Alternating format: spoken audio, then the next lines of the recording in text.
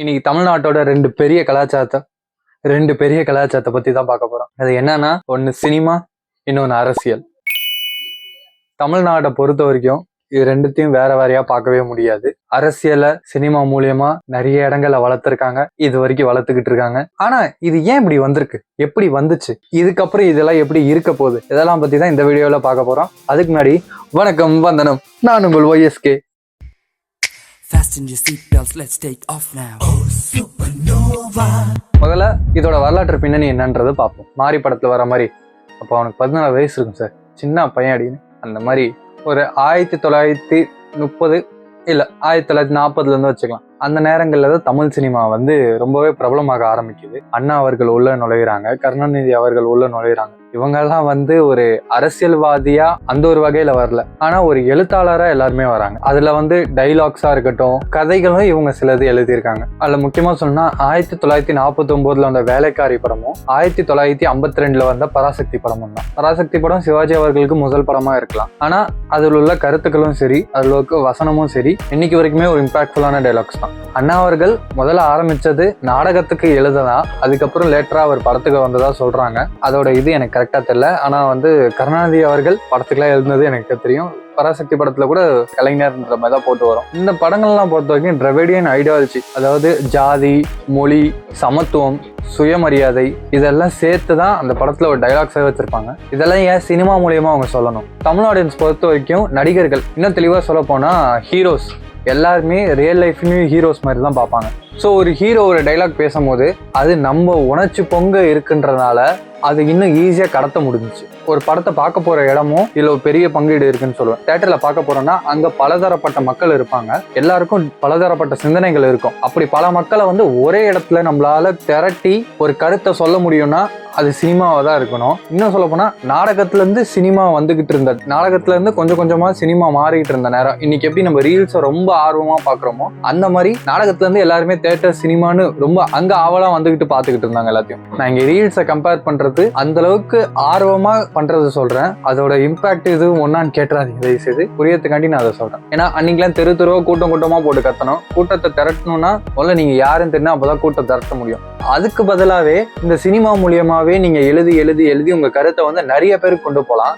இன்னைக்கு இருக்க இன்டர்நெட் மாதிரி வச்சுக்கோங்களேன். அடுத்து நம்ம பார்க்க போது நடிகர்ல இருந்து அரசியல்வாதிக்கு, சினிமால இருந்து பாலிடிக்ஸ் அப்படின்னாலே அண்ணாதுரை அவர்களா இருக்கட்டும், இல்ல கலைஞர் அவர்களா இருக்கட்டும், இவங்க பேருக்குலாம் முன்னாடி நமக்கு ஞாபகம் வர்றது ஐயா எம்ஜிஆர் அவர்கள் தான். எம்ஜிஆர் படங்கள்ல நிறைய எப்படி இருக்குன்னா, எம்ஜிஆர் ஒரு ஏழை குடும்பத்தை சார்ந்தவரை, நிறைய இடங்கள்ல நியாயத்துக்காக சண்டை போடுறவர் மாதிரி தான் கதைகள் இருந்தது. அதனால பாமர மக்கள் பார்க்கும் போது எம்ஜிஆரை வந்து தனக்கானவே போராடுறவரா நினைச்சுக்கிட்டாங்க. அதுதான் அவர் அரசியல்ல வரும்போது அவருக்கு ரொம்பவே கை கொடுத்ததுன்னு சொல்லலாம். ஏன்பா படத்திலே அத்தனை பேர் அடிச்சு பறக்க வர்றாரு, அத்தனை நியாயத்துக்காண்டி நிக்கிறாரு, அப்ப நமக்கும் நியாயத்துக்குனா நிப்பாரு, நமக்காகவும் அவர் உதவி பண்ணுவாருன்னு சொல்லிட்டு மக்கள் வந்து அவரை ரொம்பவே நேசிச்சாங்க. அவரை பின்தொடர்ந்து வந்தது யாருன்னா மறைந்த முதல்வர் அம்மா ஜெயலலிதா அவர்கள் தான்.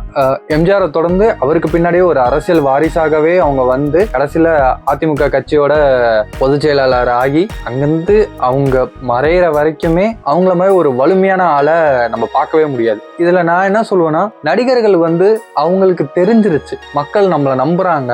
இன்னும் சொல்ல போனா அன்னைக்கு இருந்த மக்கள் நம்புறாங்க, அன்னைக்கு நிறைய படிப்பு கிடையாது, எல்லாமே பட்டறிவு தான். அப்படி இருக்கும் போது கண்டிப்பா நம்ம இப்போ ஒண்ணு நினைக்கிறோம், அதை சொன்னா அவங்க செஞ்சிருவாங்க. அந்த மாதிரியான இருக்க மக்கள் தான் நம்மளை சுத்தி இருக்காங்கன்ற போது அது எல்லாத்தையுமே அவங்க யூஸ் பண்ணிக்கிட்டாங்க தான் சொல்லணும். ஜெயலலிதா அவர்களை தொடர்ந்து நிறைய பேர் சினிமால இருந்து அரசியல் வந்தாங்க, ஆனா அவங்க யாருமே பெரிய ஒரு இம்பாக்டும் கிரியேட் பண்ண முடியல, பெரிய ஒரு பேரும் பதிக்க முடியல. எம்ஜிஆரின் கலைவாரிசுன்னு டைரக்டாவே எம்ஜிஆரே அனௌன்ஸ் பண்ண திரு கே பாக்கியராஜ் அவர்கள், அவரும் கட்சி தொடங்கி இருந்தாரு, ஆனா அவரால் இது பண்ண முடியல. எம்ஜிஆருக்கு நிகரான இடத்துல நடிச்சுக்கிட்டு இருந்தவர் ஐயா சிவாஜி கணேசன் அவர்கள், அவரும் கட்சி ஆரம்பிச்சாரு, ஆனா அவராலுமே அதுக்கு அடுத்த கட்டங்களை எடுத்துட்டு போக முடியல. இவங்களால யாராலுமே ஒரு ஜெயிக்கவும் முடியல, அடுத்த கட்டத்துக்கு அவங்க கட்சி எடுத்துட்டு போக முடியல, கட்சியை அப்படியே கலைச்சிட்டு அப்படியே போயிட்டாங்க. அதுக்கப்புறம் ஐயா சரத்குமார் இருந்தாரு, டி ராஜேந்தர் அவர்கள் இது பண்ணாரு, கருணாஸ் அவர்கள் வந்தாங்க. இந்த மாதிரி எக்கச்சக்கமான பேர் வந்து சினிமால இருந்து அரசியல் வந்துகிட்டே தான் இருந்தாங்க. இவங்க எல்லாம் கட்சி தொடங்கினாலும் குணச்சித்திர நடிகர்கள் எல்லாம் வந்து நேரடி அரசியல்ல மட்டுமே இருந்தாங்க, ஆனா அவங்க தனியா கட்சி எல்லாம் தொடங்கல.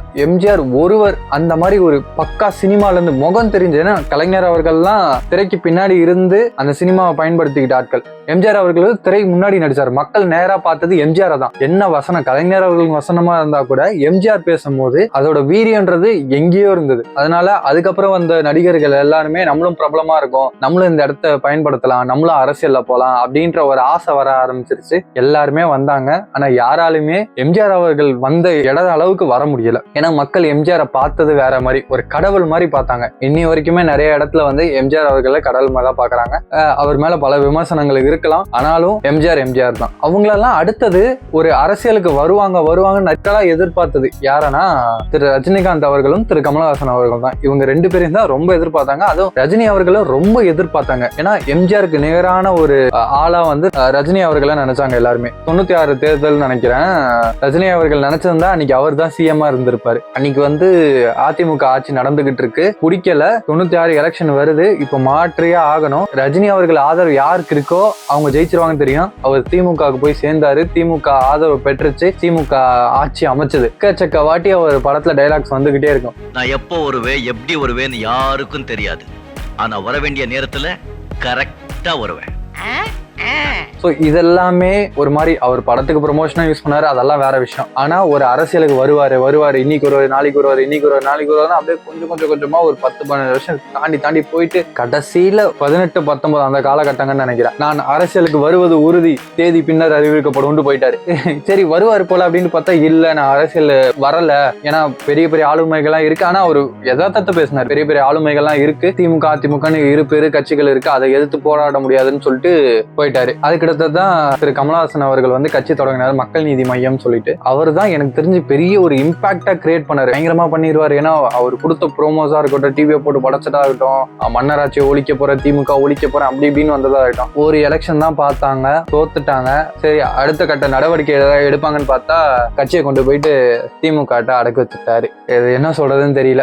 அது அவரோட இஷ்டம். இன்னும் இல்ல குறிப்பிட்டு சொல்லணும்னா நாம் தமிழர் கட்சியின் தலைமை ஒருங்கிணைப்பாளர் அண்ணன் சீமான் அவர்கள், இவர் மட்டும்தான் எனக்கு தெரிஞ்சு ரொம்ப பிரபலமான கிடையாது, ஓரளவு பிரபலமா இருந்தார். இவர் நடிச்சுக்கிட்டு இருந்த காலகட்டங்கள் நான் சொல்றேன். ஒரு இயக்குனரா தான் வந்தாரு. தம்பினி ஒரு படம் மாதவனை வச்சு இயக்குனாரு, அந்த படம் பெரிய வெற்றி பெற்றுச்சு. அதுக்கப்புறம் வந்துட்டு நாம் தமிழர் கட்சியை வந்து ஃபர்ஸ்ட் இயக்கமா இருந்தது. ஏன்னா ஈழ போருக்கு அப்புறம் அதை தாங்க முடியாத துயரம். இவரும் திமுக தான் இருந்தாரு. இவர் கட்சியா முதல்ல ஆரம்பிக்கல, ஒரு திமுக தான் இருந்தாரு. திமுக இருந்துட்டு அவங்க கூட பணிகள்லாம் அப்படியே பார்த்துட்டு அப்புறம் இன படுகொலைக்கு காரணமா திமுக தான் இருந்துச்சுன்ற மாதிரி அவருக்கு இதாக ஆரம்பிச்சது. அதுல இருந்து வெளியில வந்தாரு. நாம் தமிழர் இயக்கமா இருந்தது, நாம் தமிழர் இயக்கம் இருந்தது, அப்புறம் நாம் தமிழர் கட்சியா மாறினது. தேர்தல் அரசியலுக்கு வர ஆரம்பிச்சாங்க. கொஞ்சம் கொஞ்சமா வந்து 1.12 அப்படி இப்படின்னு வந்து இன்னைக்கு 8.22% வாக்கு வச்சுக்கிட்டு தமிழ்நாட்டின் 3ஆம் பெரிய கட்சி நாம் தமிழர் கட்சி தான். குறிப்பிடத்தக்கது என்னன்னா கூட்டணியே கிடையாது, இது வரைக்கும் கூட்டணியே கிடையாது, இதுக்கு மேலேயும் கூட்டணி இருக்க போறதுன்னு சொல்லிட்டாங்க. தமிழ் தேசியத்தை முன்னெடுத்து போகக்கூடிய ஒரே கட்சி நாம் தமிழர் கட்சி தான். நிறைய பேர் சொல்லலாம் அடுத்ததுதான்